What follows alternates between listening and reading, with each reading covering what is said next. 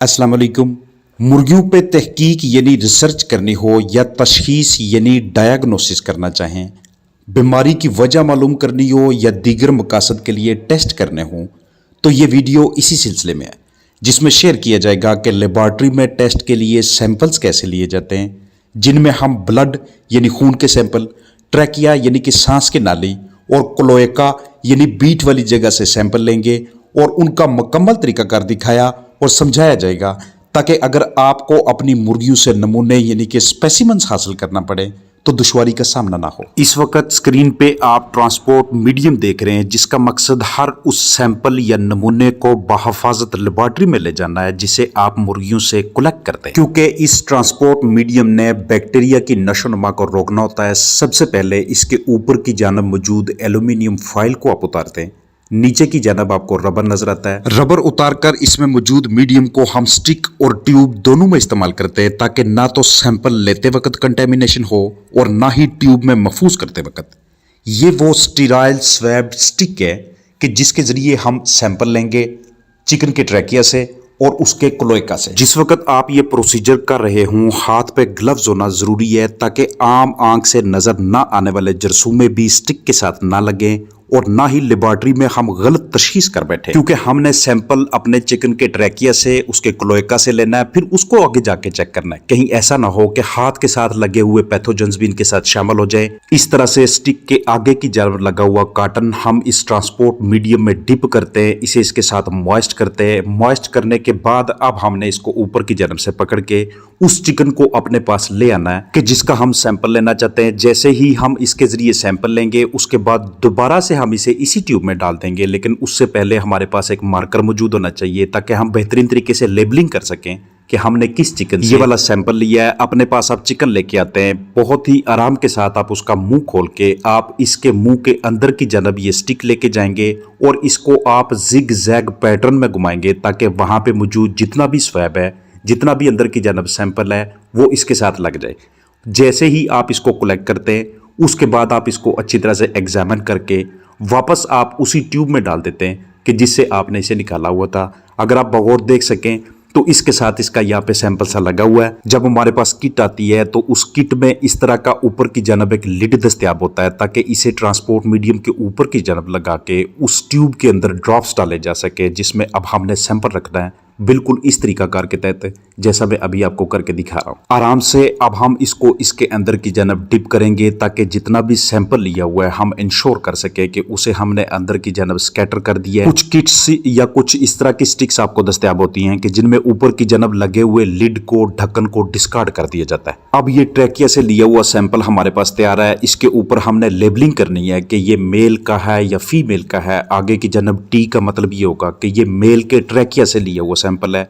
फौरी तौर पे इसके साथ आइस बैग रख के हम इसको पैक करने की कोशिश करेंगे। अब हमने सैंपल लेना है अपने चिकन के क्लोएका से, तो उसके लिए उस जगह को सबसे पहले वाज़े कर लेंगे। उसके आगे पीछे मौजूद परों को हटा के वहाँ पे हाथ के जरिए या वहाँ पे किसी दूसरे मटेरियल के जरिए पहले आपने अल्कोहल से उस जगह को वॉश करना है। अगर आपके पास अल्कोहल नहीं है तो कोई दूसरा एंटीसेप्टिक दस्तयाब होना चाहिए। इस तरह से हम स्टिक को उसको क्लोएका के अंदर की जानब इंसर्ट करके 2 से 3 मरतबा घुमाते हैं और इसके साथ लगी हुई जितनी भी ड्रॉपिंग्स हैं, अगर बड़े बड़े साइज़ की हैं तो उनको हम अलग कर लेते हैं। अगर वो छोटे साइज़ की हैं तो बिल्कुल इसी तरह से सेम उसी प्रोसीजर के तहत जो हमने ट्रैकिया से सैंपल लेते वक्त अख्तियार किया था, यहाँ पे भी वैसे ही करेंगे। अलग से हमारे पास एक ट्यूब दस्तयाब होनी चाहिए।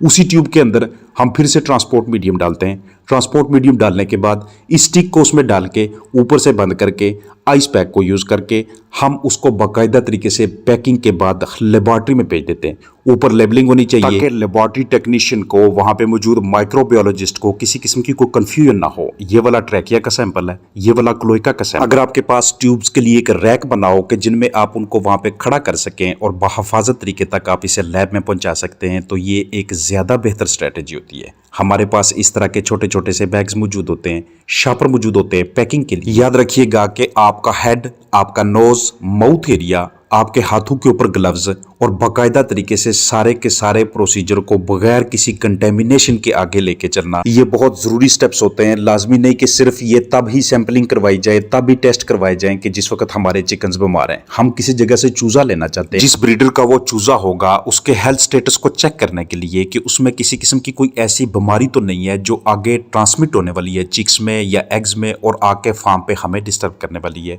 इस चीज़ को चेक करने के लिए भी सैंपलिंग करवाई जाती है और ये एक राइट होता है उस क्लाइंट का, उस परचेजर का, कि जिसने जहां से चिक्स लेने हों वो ये प्रोसीजर करवा सकते हैं। ब्रीडर में किसी किस्म की कोई रेस्पिरेटरी प्रॉब्लम होगी, कोई सांस का आर्जा उन्हें लाहक होगा या किसी भी स्टेज पे उनके ज़िंदगी के किसी भी मरले पे उनके ऊपर किसी वायरल बीमारी ने अटैक किया होगा, वो उस बीमारी की कैरियर भी हैं, तो तब भी इस तरह की सैंपलिंग में ये शो हो जाता है, पता चल जाता है कि पहले किस मर्ज का शिकार रहे हैं, इस वक्त उन्हें कौन सी बीमारी लाहक है, यहाँ से चूज़ा लेना है या कि नहीं लेना।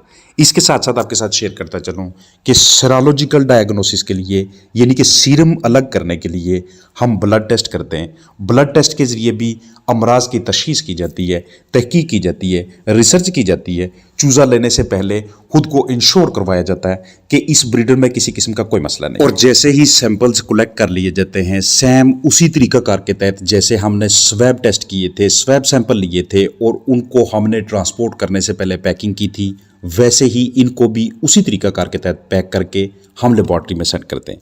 बाज़ औक़ात हम अपने बीमार परिंदों का मुआयना करने, बगौर देखने के बाद भी मर्ज़ की तशख़ीस करने में नाकाम रहते हैं।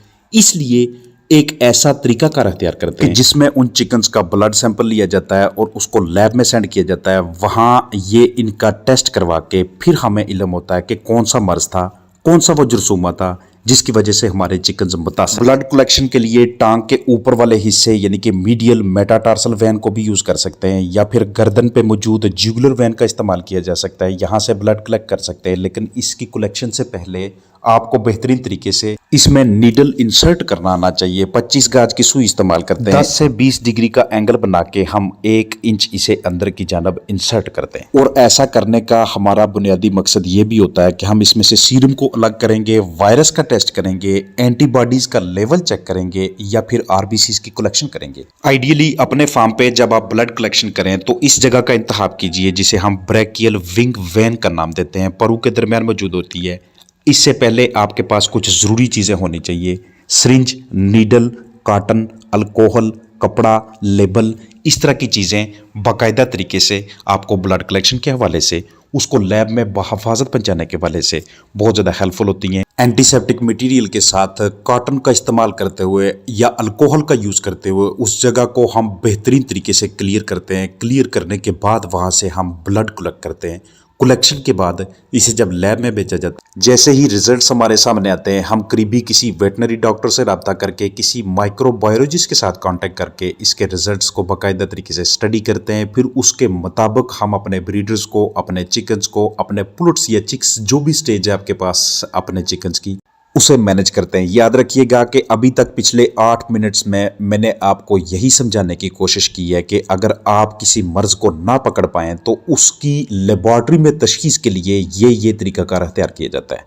अब उससे पहले फार्म पे भी आपके पास ऐसे ढेर सारे टूल्स होते हैं, ऐसे बहुत से ज़राए होते हैं, तरीकाकार होते हैं कि जिसके तहत आप मर्ज़ को पकड़ सकते हैं, जो मैं आपके साथ ढेर सी वीडियोज़ में शेयर कर रहा होता हूँ कि अगर आपकी चिकन्स की ड्रॉपिंग्स में आपको ब्लड नज़र आ रहा है तो इसका मतलब ये है कि वो कॉक्सी की तरफ जा रहे हैं, वो एंट्राइटिस की तरफ जा रहे हैं। लेकिन उसके लिए ब्लड कंटिन्यूसली होना चाहिए। पीछे की जानब मौजूद जो उनके पर होते हैं वहाँ पे भी ब्लड लगा होना चाहिए। अगर आपके चिकन खुराक और पानी की तरफ नहीं आते, सबसे पहले मैनेजमेंटली चीज़ों को चेक करें। सबसे पहले आपने उन्हें पोल्ट्री की जो बेसिक प्रिंसिपल्स को फॉलो करते हुए सहूलियात मुहैया करके रखी हैं, उन पे नज़र दौड़ाएं कि कहाँ पे कमी है। आया कि पानी की कमी की वजह से डिहाइड्रेटेड होके उनकी इम्यूनिटी तो नहीं डाउन हुई? आया कि बहुत ज़्यादा गंद कचरे की वजह से इकोलाई में फंस कर अब हमारे चिकन्स मुख्तलिफ मसाइल का शिकार तो नहीं होते जा रहे? अगर आपके पास 50 मुर्गियाँ, 100 मुर्गियाँ, 200 मुर्गियाँ, खुदा न खास्ता बीच में से कोई एक बर्ड मर जाता है तो उसका पोस्टमार्टम करके उसके मुख्तलिफ अज़ा को चेक करके हम अपने तौर पे घरेलू पैमाने पे डायग्नोसिस करने में कामयाब हो जाते हैं कि इसे कहाँ पे प्रॉब्लम चल रही है, लेकिन ऐसा तब होता है जब आपको बुनियादी चीज़ों का इल्म होता है कि इसका लिवर, इसके लंग्स, इसके बॉडी के जो दूसरे आर्गन्स हैं वो नॉर्मल बर्ड में किस तरह के होते हैं, जो भी वहाँ पे इफेक्टेड होगा उस हिसाब से हम ट्रीटमेंट करेंगे। डे बाय डे हमारे चिकन्स की एग्स की प्रोडक्शन कम होती जा रही है, तो इसके पीछे कहीं ना कहीं हमारी मैनेजमेंट का कोई ना कोई ऐसा पार्ट लाजमी तौर पर शामिल होता है या माहौलियाती तब्दीली के बायस ऐसा हो रहा होता है। तो अपनी मैनेजमेंट के जरिए